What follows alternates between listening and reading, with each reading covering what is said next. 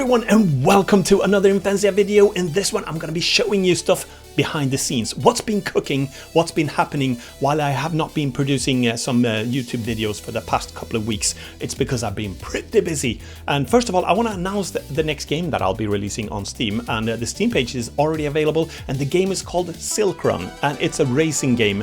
It's kind of a play on word from good old games like Outrun, and if you combine things like Slicks and Slide, the top-down little slidey game, with Supercars 2, where there's another top-down thing where you've got some jumps and stuff, where you can go and chase other cars and kind of push them off the road, little quirky tracks with 90-degree corners. And then you have games like Outrun, where you were kind of having a good vibe, listening to some music, racing down the road and having the hair flowing in the wind. And then you had games like Stunts back in the old days too, and Test Drive and the Need for Speeds. All of these, I've taken the inspiration from all of these games and I'm putting them into Silkrun.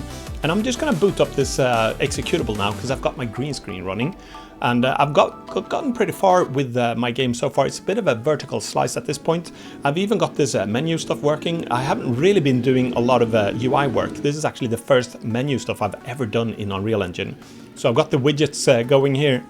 And I've got my settings screen with the usual stuff like VSync and quality, things like that, audio settings. And then I've got a sequence running in the background. That's stuff that I just recorded and works really, really well. And if I press play, let's just go into a mode. Time trial is the only one I've implemented so far, and we can change some weather settings and stuff, but let's just leave it like this. And it just drops you into this one and starts a timer. So the only thing that I've got running right now is time trial. But as I go through this little gate here, portal, you see a ghost car. I'm really happy with how I managed to implement that one actually, because I'm just recording on time intervals. I'm recording my position with what vector 3 I am at and in what direction I'm going. And since I'm talking at the same time now, my own ghost car is like out racing me because I cannot do two things at the same time for some stupid reason. But it worked really well, and then I'm just interpolating the position of that car, and I see that I've got some stupid light under that car that's not meant to be there, so it's like a little bit still a little bit of work in progress here. But it just kind of replays what the position was, and I just hit the tree there. So that reminds me of the old golf game actually. I think he hit the tree, Jim. So that part works, and the actual racing part works, and you cannot really lose or win or anything like that, but you can try to beat your own time. And I found that this was quite fun to just drive around, because I've been looking to have a game where the physics usually either you need a steering wheel, or if you use chaos physics for your vehicles, they're basically like on rails, and I couldn't really never feel like you're getting a nice smooth power slide. And then that's actually what led to the name in the end, Silkrun too, because when I implemented this one, I think some people will think it's too floaty, but when you start to get the hang of it, you can really start to get to sweep those corners, and even with the keyboard, you can do little micro adjustments and try to get your power slides going, and if you don't collide like that, like I just did there. But I feel that I'm pretty happy, so I think when people can if they can just give it a few laps and see and start to get a little bit accustomed to how the tracks are laid out, then you can become, I think, have a lot of fun in this game. Especially if you race against your friends too, because I'm implementing multiplayer is a good thing in Unreal Engine. It's really geared to making multiplayer games with automatic syncing and stuff. So but I haven't tried that part yet, but it's going to be really interesting to have a go. And to create this one, of course, I'm using Unreal Engine, and I'm using the trees that I created, and I'm going to be switching those over to the nanite voxel stuff now, but it's running pretty good. I'm actually not running this in epic graphics now. I'm running it in the high settings, because it's still a little bit too taxing, so I think I need to occlude some of the trees a little bit more. But overall, and I could reduce like the amount of particles and stuff like that, so I think there's a lot of optimization tricks that I can probably do to improve this a little bit further. And then, so on top of Unreal Engine, I'm using a paid plugin that I actually picked up on a discount, and it's called, it's by Errant Photon, and they've got a suite of world plugins. One of them is called the Landscape, so I'm actually using that one. I could have used the built-in stuff for sure, because I'm not really doing anything that's super required from that plugin. But that can actually spawn stencils and noise maps and stuff during run times. So I wanted to learn that plugin a little bit more, because if I ever do something like a strategy game or something in the future with procedural worlds, then I want to be using that. So I'm taking the opportunity to learn their landscape plugin at the same time. But more importantly for this game, I'm using something called, they've got another plugin called Paths. So that's what I'm using to create these roads and also the fences that you saw at the top here. And it's got a beautiful thing that when you create a spline, it just automatically adapts my landscape, and it's settled in so that it actually fits. If I'm clearing a gap like this one over water, it'll actually put a bridge there in automatically. And if I now I'm using just a part of a highway thing, but if you're on a road out in the middle of nowhere, when the road turns, it can actually do the correct lane markings and stuff like that for non-overtaking and things. So it's really nice how they've you can build that and detect it. I'm usually in this game so far I'm just using the sample assets, so I'm just learning now to create my own road assets instead, so I can start to use those instead. But that part works really good. And then you might have seen in my previous video I was modeling some of these ring wall stuff, and I'm happy with the way they're turning out. I kind of went overboard a little bit and spent maybe a day or two just modeling loads of those assets. And then I was also happy, so the wall here on the left, that's also using Imphenzia Paths plugin. And this fence is too, and the fence, it works like this. So these are instant meshes now, so these are rendering really fast. They don't really take a lot of computing power or GPU power to render, because they're just basically cloned meshes. And usually you cannot interact with those, but Imphenzia also have another plugin called Interaction, is it called? Something Instance Interaction. So what happens is, if I collide with one of these at a higher speed, it'll just swap out that asset for a collider instead. Or no, not for a collider, for a blueprint version that can actually have some physics applied to it. So all of the ones are instanced until I hit them at a high enough speed. Then that wasn't high enough, so that was a pretty strong fence. But if I'm going a little bit faster like this and bow, then it'll split that and switch it out for a blueprint. So really cool if you're gonna make a game something where you want to chop down trees or something like that, where you can have you walk up to a tree, it's an instant mesh, but then you bring out your axe and you start chopping it, then you can switch that one out for a blueprint and start to interact with that one. So that's the other plugin that I'm using. They've also got another plugin that I'm not using at this moment, and that's called Biomes. So that's to create kind of different regions, with desert regions and maybe jungle regions, and you can spawn a lot of foliage and vegetation, but for these levels they're pretty static in that way, so I've hand placed the trees in my case.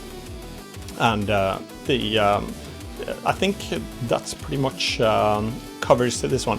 What I'm going to do now is I'm actually going to try to beat my own record and see, and if I fail I'm just going to stop and switch over to the next topic here. But I'm going to ramp up my speed now. I'm going to check my timer, so 1:36 I'm going to try to beat. Okay, so let's just restart then. So restart. I failed on the start finish line. Let's try this one now. So ready, steady, go, and I'm just going to start here. And of course not everyone will like these blue lights and stuff. I'm just testing. Someone wanted that, so now I'm going to try to just dab the brakes a little bit. I'm going to try to, oh yeah, okay, so I'm ahead of my ghost car just about. This is what I like about the game Silkrun. That's why I named it like this too, because it is silky smooth. And now I'm okay, last try now. I'm going to try one more time and see how I'm doing. So ready, steady, go. For some reason I cannot talk at the same time and race. It's like that in real life too. Like when I'm driving, I'm driving. That's probably a good thing. Here we go. So I'm ahead of the ghost car and I'm nailing that apex pretty good. Feels nice. Got some nice skid marks going there. Sometimes. Okay, I managed to. Oh, okay, sliding. So the ghost car is ahead of me now. I'm 96 hundredths of a second behind it. It's actually been a few days now since I was racing, so but I should be able to clip that on. Yeah, that feels good. And then try to get that sweeper right. Oh. Dab the brakes, hit the throttle, go, go, go, go, go. Come on, gotta pick up. Here we go. Nice power slide here. Around the tree, dab the brakes twice. Full throttle, come on, hit that. Oh, so I'm still nearly a second behind. Nice sweepy flow. You can wishlist this one on Steam already. I actually created a post on X and it got 170,000 views, but that was before I had my Steam page. So I couldn't really capitalize on that, but I realized that people are actually interested in this game, judging by all the comments and all the feedback that I got on that one. Okay, now I just crashed instead. So it's not gonna look like I'm gonna be hitting that one. But what I wanted to do, I wanted to show you just a little bit on the other track here too. If I go solo, time trial, and I'm gonna switch off to the stunt track. Because I was debating whether I should just do a plain racing game, but I was so in love with games like Supercars 2 and Stunts and some of those games too. So I've actually started to create a few. You're going to be able to select a mode like this, which is more of a stunt track. I don't really want to go overboard with loops and stuff like Stunts had, but I do want to have jumps. So I'm going to try to go. So the ghost car there.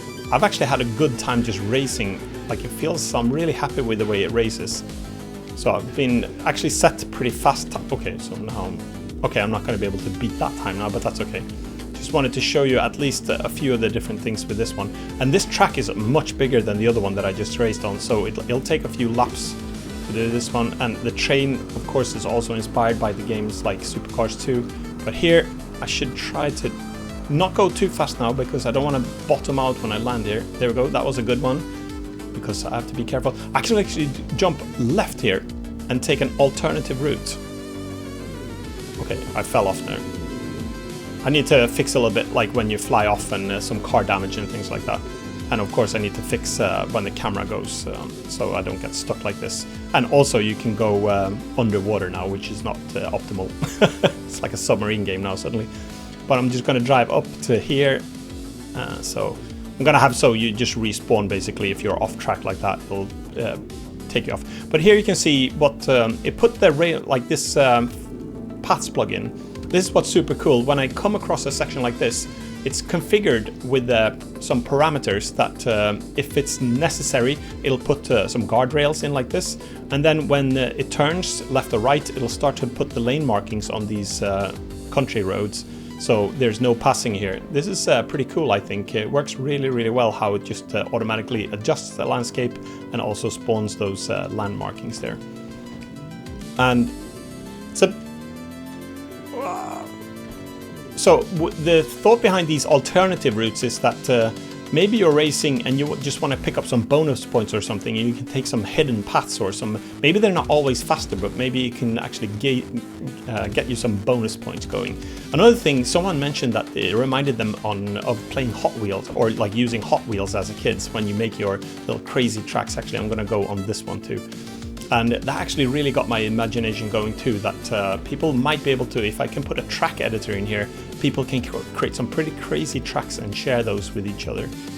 So I'm really excited. I'm having a good time making this game, and I'm finally getting to the point in Unreal Engine where I can create these games and I feel a little bit more confident now. It's taken me pretty much 2 years to get to this point now, and it's been a pretty tough journey so far, I'd have to say. Coming from Unity, I was so used to the Unity way of doing things, so learning things like, especially just learning to use the different things that you have at your disposal when it comes to the game modes, as an example, and when it comes to the player state and the game state, and knowing that I should be using those instead of creating my own game manager logic. It's finally getting to the point. And one nice bonus that I find when I'm working with Unreal Engine is that the stuff that I'm creating seems to be a lot less buggy. The code that I write in C# tends to have a lot of issues with it that maybe I'll have to spend quite a lot of time debugging it. I'm a little bit surprised now. Every now and then I just compile my blueprint and I go, this is not going to work, and then suddenly it's just like, okay, so the skid marks worked, or the time trial thing. The ghost car, I was super surprised when I started to create a custom structure and a data table and just logging all the entries into that one. I thought that's not going to work, but it just did. So I'm pretty happy with that. And I find that I'm getting pretty far now with the way the blueprints work, and I don't really miss the C# programming part. So, and I'm not too scared of trying to do C++ if I need to get the performance at some point. But I'm going to try to stick as much as I can to blueprints, and then when I feel like something is needed for performance, then I'm going to go probably and learn I've actually had a little quick go at it too for some terrain manipulation, and it seems to be working pretty good. And so far, I think I'm in a good place. It does tend to crash a lot though. So even if the stuff that I create tends to feel like pretty stable, the game engine itself, Unreal Engine, it likes to crash. So in Unity, usually you get like just a null. Should I just raise this train a little bit? This is a little bit crazy because as you get out of this tunnel now, there's a crossing. It's idiotic to have a crossing there, but sometimes it feels pretty nice when you just beat the trains there. Oh yeah, so what I was going to say that in Unity, for example, if you get a null reference, all that happens there is that it just says null reference, and instead Unreal Engine likes to crash when it hits a null reference.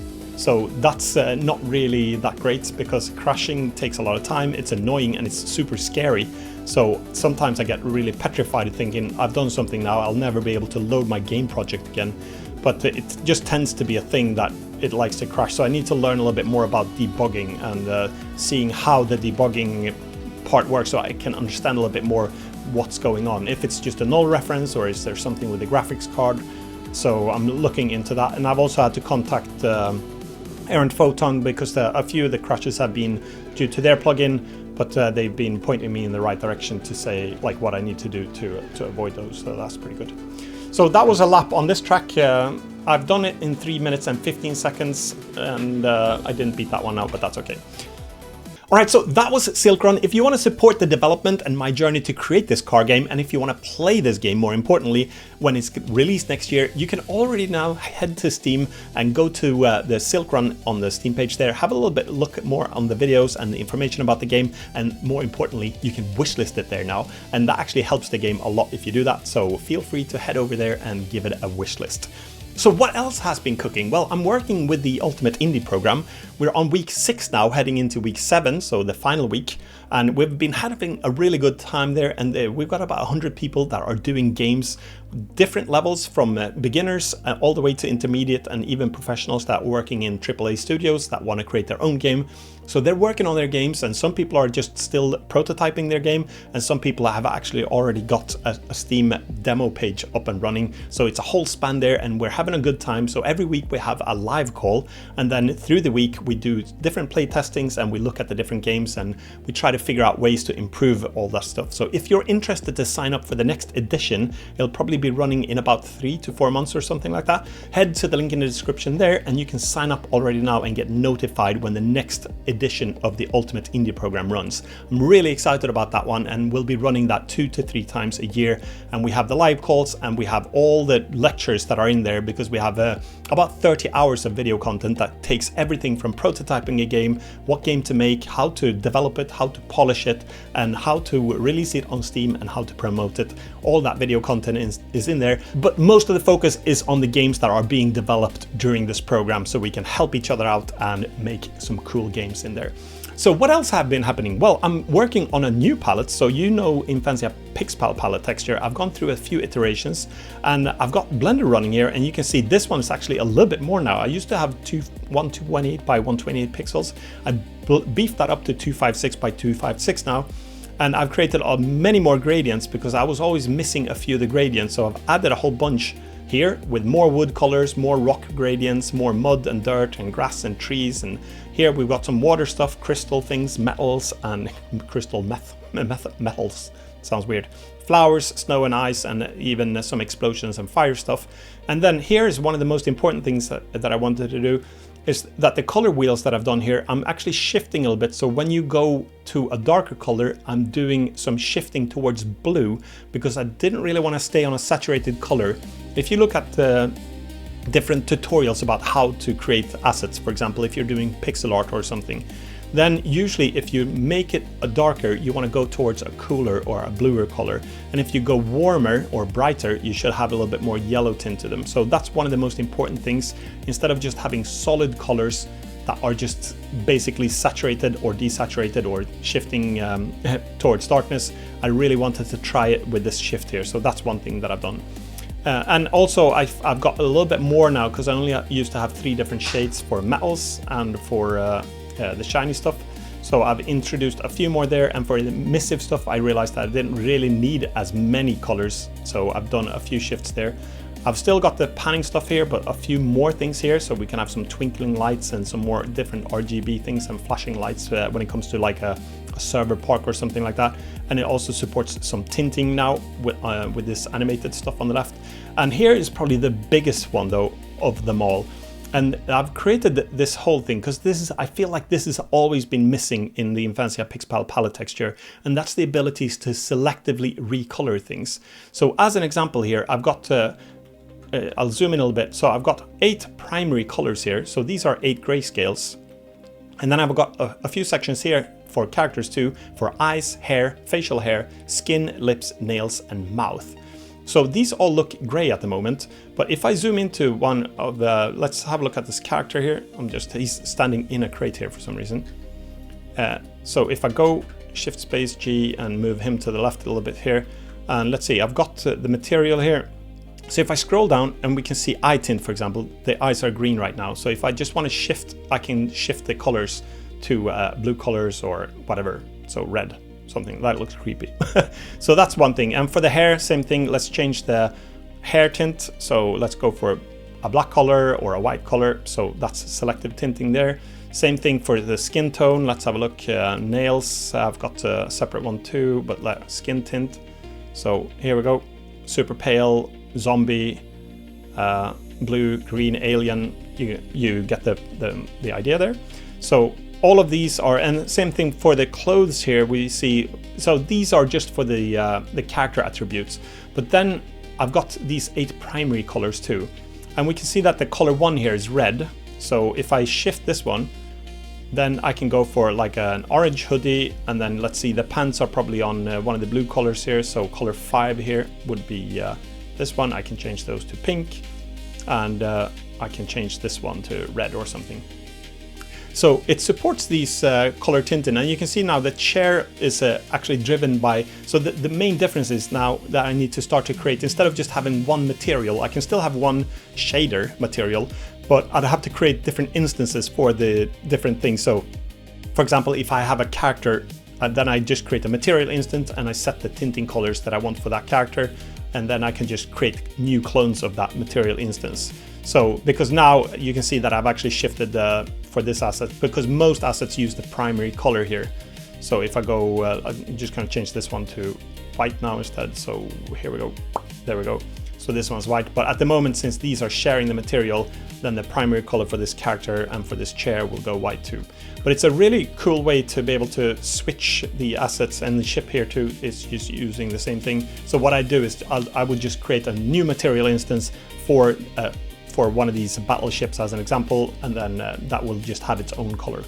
So works really good, and especially if you want to create like a strategy game or something like that, and you want to have the team colors like we have in Line War, then you could just create a material instance for that player and then shift it, that this is going to be the black player, this is going to be the white player, and this is going to be the green player, and stuff like that. So works really cool.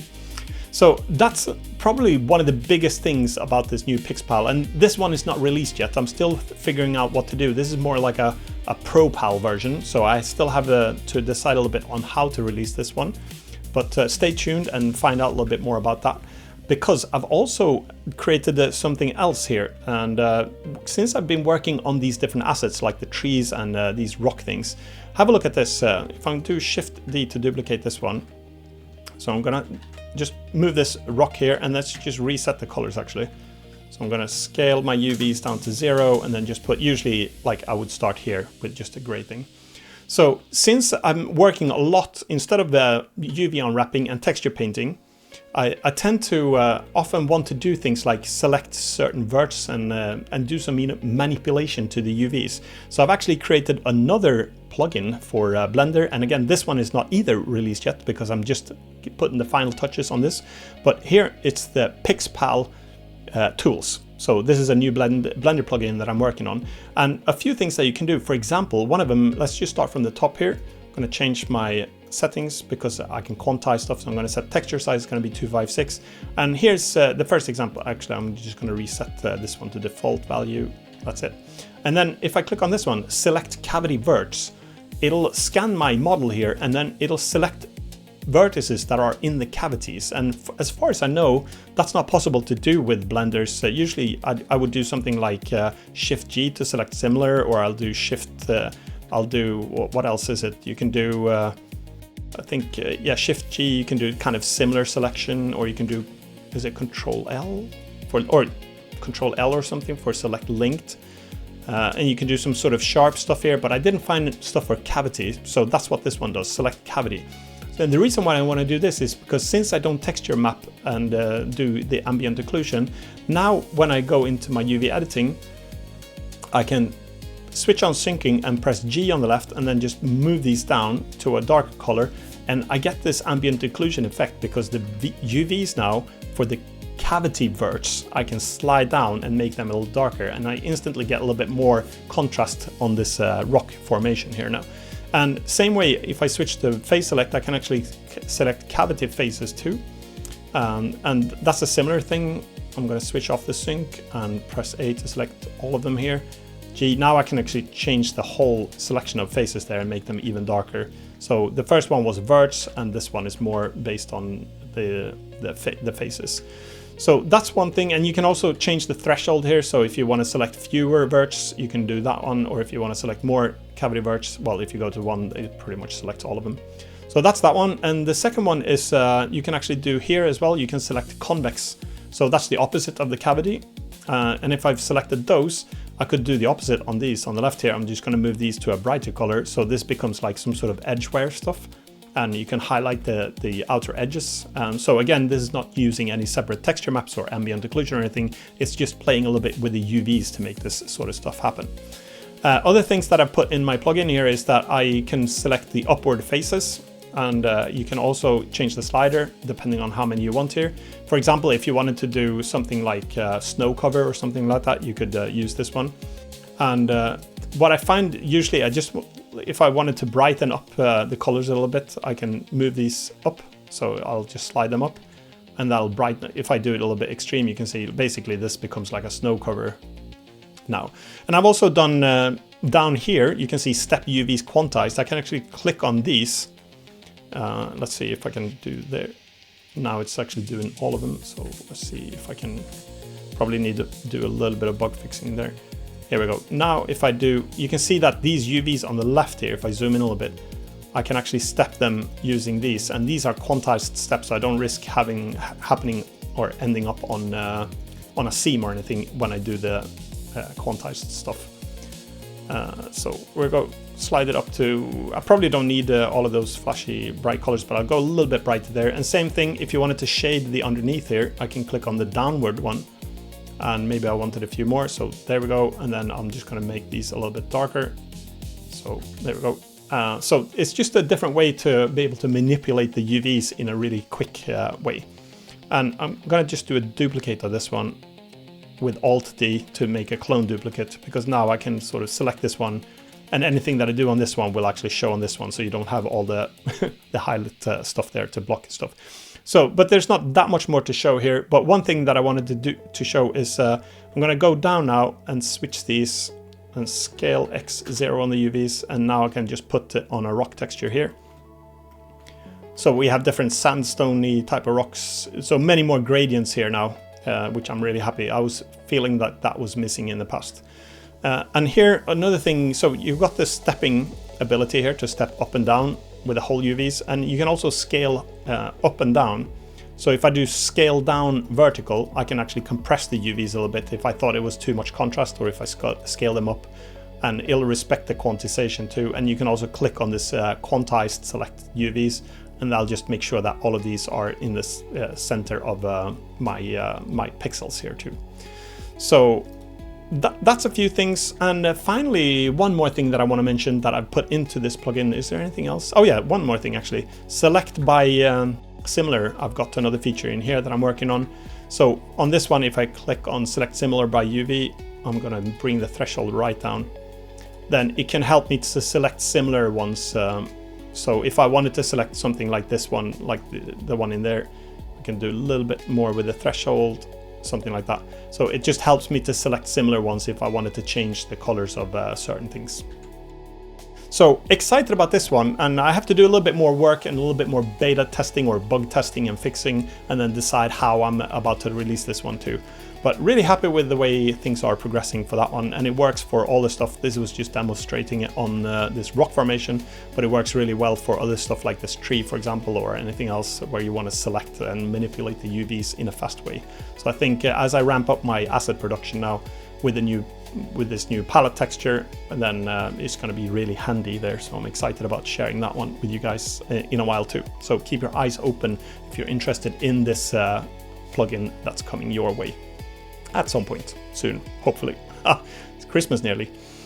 Oh yeah, one more thing I should mention. What I've struggled with in Unreal Engine, as an example, is that I've always found it difficult that I can, since I like this either fully flat shaded stuff, or sometimes I like it when it's flat shaded and a bit smooth like this. So if I'm looking at this one, I've got this smooth by angle. If I switch off this one, and I'm going to switch this whole, usually I have something like this which is fully flat shaded, or I'll switch on shading, shade smooth, and I'll switch on this smooth by angle. So a few of them are flat and a few of them are smooth. The problem with doing any form of flat shading stuff is that in Unreal Engine or in any game engine, in Unity, if you want to do an outline shader or something that takes the UV or takes all the polygons and uses world position offsets or vertex manipulation, usually it looks at the normals and you want to blow that one up to expand it to create this like outline effect. The problem when you have flat shading is that it'll take these faces and split them, so it creates a lot of gaps in the geometry. And that's always been a painful thing, because I've never been able to fix that one. But I actually found a solution that I'm happy to share now, and it'll be coming your way in this plugin later on too. Because what I found and realized is that I can actually bake the normals instead to color map. So if I switch this one, Control Tab, and I'm just gonna go, and I'm gonna click on this one actually behind the scenes. So let's see, Object Mode, Bake Smooth Normal to Vertex Colors. So when I've clicked that one, it's already done now. If I press Control Tab, go into Vertex Paint, switch to Solid Mode, you can see that all my vertex normals are now as if this one was a fully smooth mesh. And in the game engine, I can use the vertex colors because I don't use them for anything else. I use them instead, and I look up the normal and I get the smooth normal. So the shader that I make for my outline effect can just look at the vertex colors instead of the normals, and I can get the smooth expansion of my vertices. So I'm really happy about that. So you can already use, if you know what I'm talking about right now, you can actually start to use that technique too. If you think you want this plugin, that'll help you along the way, and my material will be supporting this out of the box too. So that's exciting. So here I've actually taken all of my assets, my interior assets, and converted those. So if I press, let's just go into play mode, and we can see here I've just put a whole bunch of them. But I'm gonna walk all the way over here. First of all, I'm just gonna get rid of this pop-up. There we go. Remember my choice, I should have clicked. Let's go to the ones over here. So these are my IKEA style interior assets. And here you can see one of the issues that I had before is that every time I wanted a different colored chair or a different colored couch, I would need to create clones of my different objects. So I'd have a red chair, I'd have a blue chair, a white chair and stuff. And I always got a little bit annoyed with that because it ended up having 10,000 assets instead of having 1,000 assets or something like that. But now if I walk on these, you can see that it's actually selectively just changing some of the colors. So I'm just changing the primary colors and some of the reflective material values here. And as you can see, it's I can select which type of items are changing the colors, and then I can also set a particular color scheme. If I go here, we can see that I'm changing, so I'm syncing the colors for the couch and the carpet and the candle on the table and the boxes there in the background in the shelf. And for the furniture, I've actually got them synced too, so the table and the TV cabinet there and the stuff in the background, it'll change. And you can also change a little bit with stuff like reflectiveness and things like that. So this kind of randomizes the colors a little bit, and this one does the same. And you can see here that here you actually see on the carpet there, it's actually changing the primary color, which is also on the carpet, but it's using the gradient there because the primary color, all the colors come with gradients too, so you can actually have them shade appropriately. I'm really happy about this method, and I think it's finally the thing that I've been wanting to achieve, and it's taken quite a lot of R&D to get this working properly, but I'm super happy with it now. And here we go. Here I'm kind of restricting the colors a little bit more on the couches, so it's more like leather and fabric, so it doesn't really go to crazy colors. So I've created the ability to create basically like ranges of different wood colors and paint colors and fabric colors, and you can just kind of selectively pick those. And here, same thing.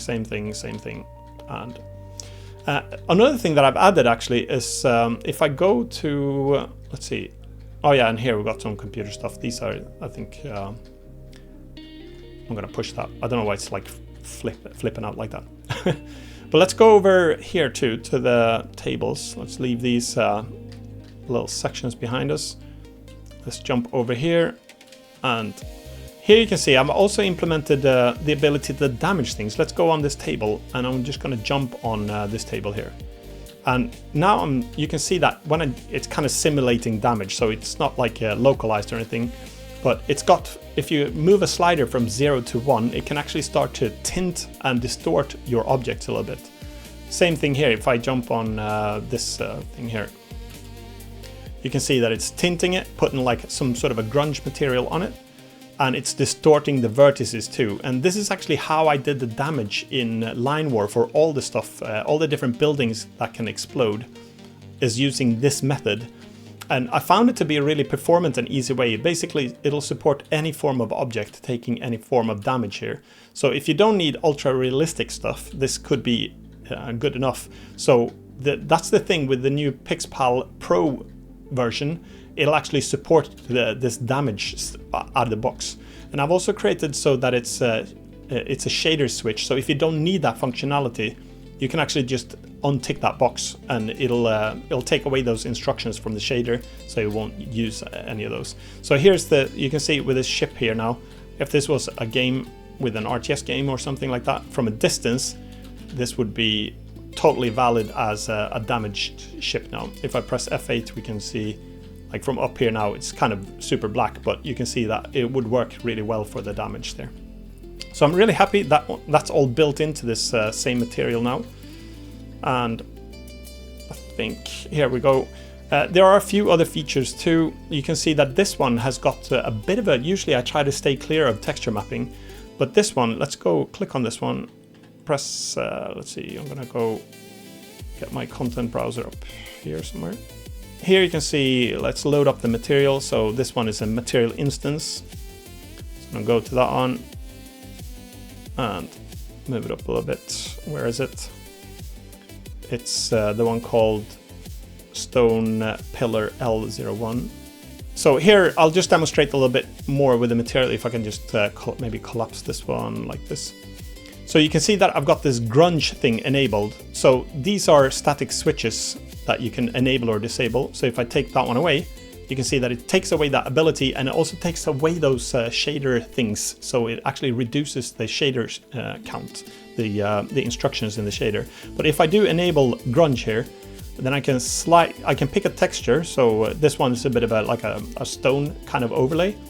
And if I move this one, grunge amount, I can just go up, and that'll create more of an effect. And if I slide it down, it'll reduce the effect. And you can change the scale of this grunge texture, and you can change, that's pretty much it for the grunge. Then you can change things like, if I lower this one a little bit, there. Another feature, as an example, is shade below and highlight above. It's a bit like I explained before that you could do in the UVs, but on this one, let's switch that one off, you can see. So now it's fully off, but if I enable it again, you can see that I've got this bright tint at the top and also the shading at the bottom. Maybe I can exaggerate it, so lower upper strength here. It nearly goes like snow, and this respects the rotation of the object too, so it's always the ones that are facing up. And you can also do some UV shifting stuff, and you can do, like the tree here, for example, has got wind built into it, so you can have wind on and off. If I click on this tree and go to that material, let's highlight that one. This one is using some palette shifting. So instead of the tinting method, you can actually shift the palette here to go between, here's the tree trunk one for palette 1. and you can shift it vertical for brighter or darker colors, and then here palette 2 would be shifting the UV range for my different leaves, so I could shift it vertically or horizontally there too. So you can do palette shifting there without having to change the assets. It'll just change automatically, and this one is using gradients, so there's a ton of different things that you can do for that one. All right, let's go into one last thing. I'm gonna go into the master material. So this is where I'm working on right now, and I'm kind of documenting everything as I go. So masked color tinting is 88 instructions, and then you have a triplanar damage effect, that's 65 instructions. We have the grunge texture, that's 61 instructions, and shade below and stuff like that. So these are these switch parameters. So when you disable this one, it'll basically compile a shader without this functionality at all. So it'll just really boost the performance. And actually, if I switch this one from lit to, I'm just going to go to optimize and then do shader complexity, you can see that this tree is really performant, and this tree has a few features that is making a little bit more taxing, but stuff that's using the damage effect here, super green, really performant. This one, the couch, I think is using the triplanar grunge overlay and the damage effect, so a few of those instructions are starting to add up a little bit, but in general I think it's pretty performant, everything, so should be really working in mobile games and everything like that. And here you can see that this is the same asset, so here's with grunge and damage effect and the that overlay. You can really take an asset and just twist it into something that's totally different. So really excited about this one. It'll take all the assets now and make them really like game ready. You can use them in a totally different way and customize them for your need in your game. And then one final thing that I was having some fun with is since I was learning the Aaron Photons suite of world plugins, and since it can do procedural world generation, and since I was working on palette textures and my new palette texture evolution and doing 3D modeling, I had some fun doing some fictional different ships. So I've been working, of course, with Lion War in the past. So if you look here, I've got, I think, one of the Lion War ships. So here I actually started to add a little bit more features to that one for fun, but then I thought, okay, it's time to make the next evolution of stuff. So I created 3 battleships and I created 3 new airplanes, and these are of course inspired by the F-22 here. This one's by the F-35, and here's from Su-27. So I was having some fun with those, and I also did some new different tank models and put them in this ecosystem. So it's kind of 3 faction things. You've got the futuristic stealth faction here, and then you've got the more traditional, like NATO inspired thing here, and then you've got more like a Russian inspired or Eastern Bloc thing there. So I created some different styled ships here, some battleships, and some of those tanks and some of the aircraft. And then I was having some fun. So these are actually a little bit similar to the Lion War map, where it's using procedural generation to create this one. And the benefit with this one is that it's super fast because it's using the GPU. So it basically creates the whole level in less than a second. And then if I go over, let's see if I can just strafe over here, we can see, and then I'm using the different plugins for the weather and stuff like this. And if I press play, I think we can actually look here too. I had some fun to learn a little bit about, so these are the old Lion War ships, but I wanted to try to get a performant water effect. So when the ships are moving, it looks a little bit like interference patterns now, but it's just a proof of concept, because the water interaction would be super expensive. Like the hero interaction where you have water ripples when you're kind of running in water, it's super expensive and it doesn't really perform that well. So I needed to create something for like the likes of an RTS game that would work and run good. And I found that this method works really good. So I'm just basically creating a few, like, I guess, billboard things with Niagara. That's having them send out like stuff when they're actually under the water here. So you can see these, actually I'm not rendering them from underneath at the moment, but it's creating those, and it's using buoyancy instead for the ships there. And I've just kind of put some stupid logic on them so they run around in circles.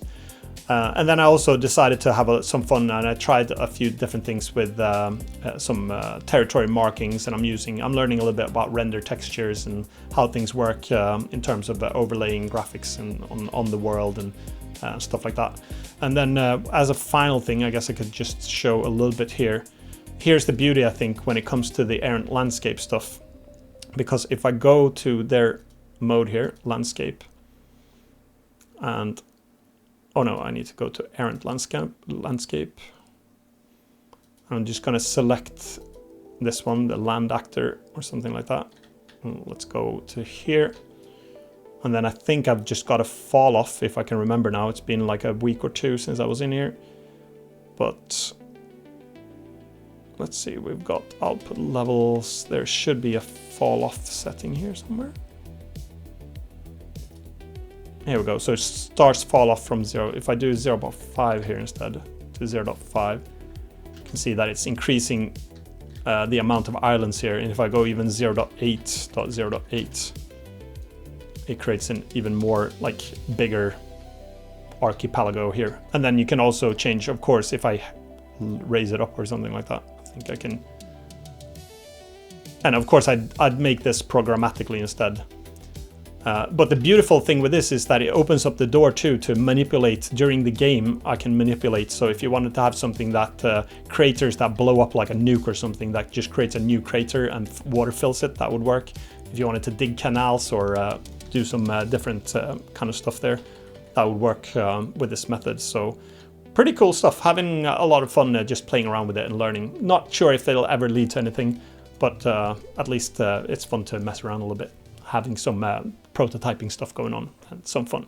All right, so that kind of summarizes the stuff that's been happening behind the scenes, and I'm going to be trying to put together some more thoughtful videos. But then I realized I was going to postpone a video this week too, and I was going to say like, oh yeah, not much to show. But I was thinking I've actually done a lot of stuff, but I just need to take some of this stuff and packages it a little bit more into instructional videos, because I tend to just rant on and do a lot of rubbish content in my videos. So if I could take a specific topic instead and make a condensed, thoughtful video about a particular thing, maybe it's a particular video about a specific landscape generation thing, or if it's a specific video for a particle effect or something like that, I think that would be more sensible, and it'll help you guys out a little bit more too. So that's what I'll be doing. I'll be thinking a little bit more, how can I create a video, 10 to 15 minutes, that actually relays something in a really good way instead of just showing stuff that I've been working on, because I don't think that benefits many. But I just wanted to anyway take the opportunity and rant on a little bit so you can see that stuff is happening. And I'm looking forward to releasing the Blender plugin. I'm looking forward to releasing a lot more of the assets there. And I'm working away with my games, and I'm working away with the indie dev program too. So a lot of stuff. And so a lot of stuff going on. That's just what I'm trying to say anyway. So that's it for this week. I hope you found some I don't know, useful info or inspiration or something. I don't know. If you have any questions, put them in the comments, and I'll see if I can maybe address that in future videos. But for now, have a great one, and come back in the future for another video. And yeah, until then, have a good one. Bye for now.